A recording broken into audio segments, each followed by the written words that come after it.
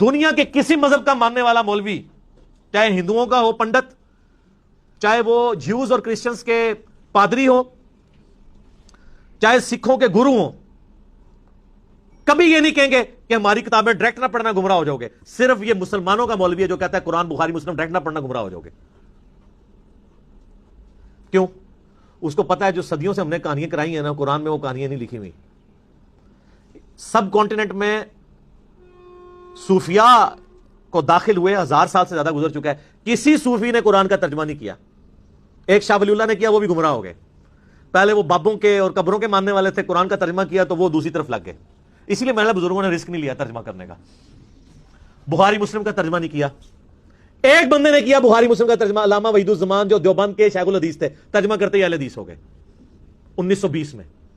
تو ویسے سیانے تھے جن لوگوں نے ترجمے نہیں ہونے دیے۔ جب علماء ترجمے کر کے گمراہ ہو جائیں تو ہم تو ویسے ہی